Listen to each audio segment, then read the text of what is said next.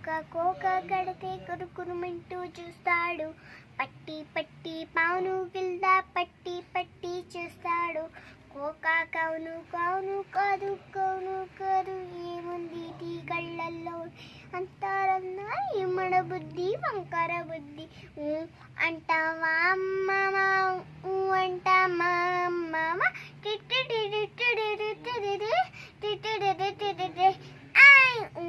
అంటావా అమ్మమ్మ అంటావా అమ్మమ్మ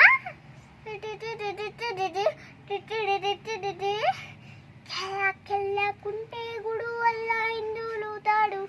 మెల్ల మెల్లకుంటే గుడు వల్ల ఎందులుతాడు. సందేహం తిరిగింటే చాలు నీ మన బుద్ధి వంకర బుద్ధి. అంటావా